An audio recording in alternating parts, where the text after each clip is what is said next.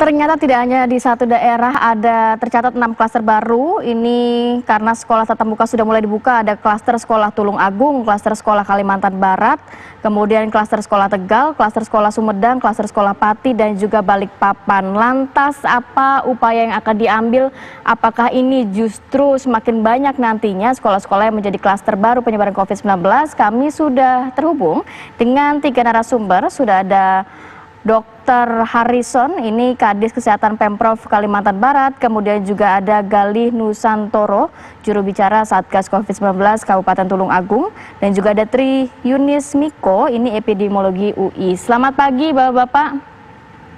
Selamat pagi. Assalamualaikum warahmatullahi wabarakatuh. Waalaikumsalam warahmatullahi wabarakatuh. Saya mau ke Dr. Harrison, Kadis Kesehatan Pemprov Kalimantan Barat. Dok, jadi untuk yang di wilayah Kalimantan Barat, saya ingin konfirmasi, mereka positif ini ketika sudah ada kegiatan sekolah tatap muka atau ketika screening akan sekolah tatap muka ini?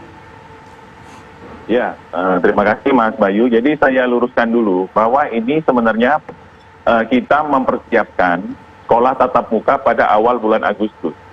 Nah, Bapak Gubernur Kalbar, Pak Sutarmiji, itu ingin memastikan benar-benar bahwa nanti yang sekolah tatap muka ini benar-benar yang tidak terkonfirmasi COVID-19 ya.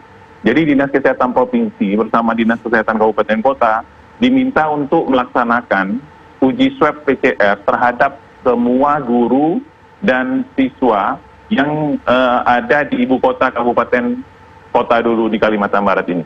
Jadi kami uji tes dulu, kita lihat dulu keadaannya, baru nanti diambil keputusan apakah sekolah tatap muka atau tidak. Jadi memang ada berapa sekolah Pak totalnya yang memang akhirnya teridentifikasi positif COVID-19? Kabarnya lebih dari 1 sekolah ya Pak ya? Iya, jadi kami melaksanakan uji swab sejak tanggal 15 Juli ya. Pertengahan Juli kami sudah melaksanakan swab. Dan itu dari 6 kabupaten kota itu update terakhir, kita mendapatkan 18 orang guru yang ternyata positif COVID-19 dan 21 orang murid yang positif COVID-19.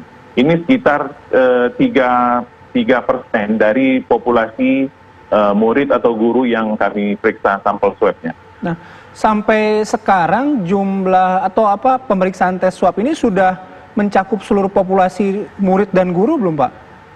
Ya, jadi kami memeriksa semua sekolah di kabupaten kota ya, di ibu kota kabupaten kotanya. Ya, di ibu kota kabupaten kota yang kami sekolah, semua kabupaten kota kami minta sampel swabnya. Nah, tapi memang yang baru kami periksa 1.493 sampel. Ya, artinya pemeriksaan sampel masih akan terus dilakukan, baru nanti akan memutuskan apakah sekolah dibuka atau tidak, gitu Pak? Ya, jadi dengan ditemukannya 18 guru dan 21 orang murid ini positif kasus konfirmasi COVID-19, Bapak Gubernur sudah minta untuk ditunda dulu pelaksanaan sekolah tatap mukanya. Ini demi keselamatan siswa dan guru juga ya. Oke, boleh dikonfirmasi itu di zona hijau atau juga ada zona kuning Pak? Ya, ini di zona hijau dan zona kuning yang ada di Kalimantan Barat. Oh, oke. Baik. Pak, kalau misalnya ini kan masih akan ditunda gitu ya, pelaksanaan sekolah tatap muka. Dan tadi Bapak udah menyebutkan ada angka berapa? 3% ya Pak ya? Iya. 3% itu angkanya bermakna apa sih Pak kalau misalnya dilihat dari angka 3%-nya? Besar, kecil, sedang atau? Ya, jadi sebenarnya kita melihat begini, kami memeriksa sampel swab ini dari populasi yang dianggap sehat kan. Ya, mereka sehat, tidak ada gejala, tanpa gejala, asimptomatik. Nah, kami periksa ternyata 3%-nya itu ternyata kasus konfirmasi COVID-19. Berarti di luar sana, di masyarakat, itu sekitar angka 3% itu di beberapa daerah di Kalbar ini ada kasus konfirmasi COVID-19 yang mereka melakukan aktivitas di luar rumah. Oke.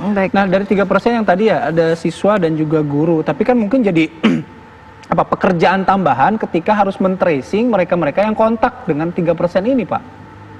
Iya, jadi Dinas Kesehatan tetap men-tracing keluarganya yang positif ya, termasuk nanti kita cari lagi kalau mereka kontak kepada siapa saja. Baik Pak Dokter Harrison, saya bergeser dulu ke narasumber lain. Ini Pak Gali. Pak Gali, kalau untuk di Tulungagung sendiri memang juga kabarnya sudah ada yang tercatat pasien positif ya, begitu ya? Oh, Pak Kasio Rohmat ya? Pak Kasio Rohmat, iya. Pak, ini tercatat memang Pak, kalau misalnya memang di Tulungagung ini sudah ada yang positif, khususnya di klaster sekolah. Kemudian sejauh ini data yang dimiliki Anda seperti apa Pak? Jadi sambil meluruskan ini ya, bahwa ini bukan sekolah yang sudah dibuka untuk tatap muka. Jadi selama COVID itu ada pembelajaran secara daring, ada secara luring, karena topografi daerah ini adalah daerah pegunungan yang secara sinyal memang tidak memungkinkan, sehingga guru itu mempunyai inovasi untuk mengadakan pembelajaran secara luring. Nah, secara luring ini sendiri juga ada yang mendatangi ke rumah, ada yang membentuk kelompok kecil. Nah, ini kebetulan anak yang terkena positif ini itu luringnya hanya sekitar 6 orang. Nah, dia tidak didapatkan dari sekolah itu. Jadi kebetulan orang tuanya itu mau jadi TKI di Brunei, saat mau berangkat itu dilakukan screening, ternyata bapaknya ini positif. Kemudian kita tracking ke keluarganya, ternyata anaknya ini positif. Nah, kita khawatir grupnya ini terkena. Kemudian kita swab semua ini dan ternyata negatif gitu. Pak Kasil, ini mungkin boleh diinformasikan juga ya. Tadi kan ada sistem melalui daring dan juga luring. Daring itu dalam arti secara online. Kemudian luring itu apa? Luar jaringan. Mereka berkumpul atau luar jaringan. Ya, jadi ada dua macam. Ada gurunya yang mendatangi ke rumah, ada yang membentuk kelompok kecil. Tapi tidak di sekolah. Ini di rumah warga atau di balai RT atau di RW dan lain sebagainya gitu. Jadi ini kebetulan kelompok ini terdiri dari 6 anak. Jadi begitu. Artinya berarti yang terkonfirmasi kalau dari anak itu baru satu Pak ya? Hanya ada satu, kemudian kita tracing semua anggota termasuk gurunya, termasuk siswanya, yang lain itu ternyata negatif.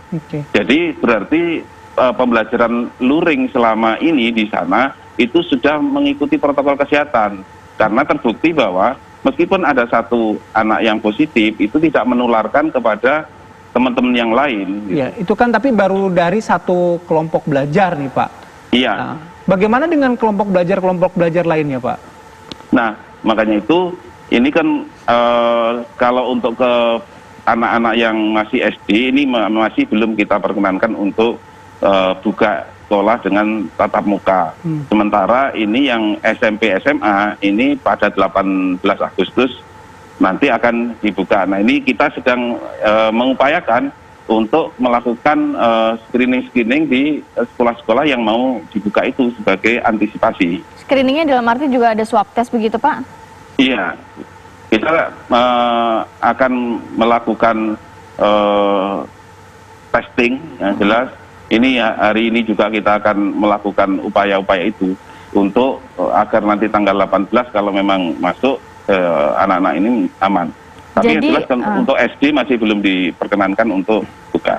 Berapa rencananya sekolah yang akan buka kalau nanti sudah melewati screening di tanggal 18? Sementara ini yang masuk untuk mengajukan itu ada 18 sekolahan. Tapi nanti berkembang sesuai dengan ini.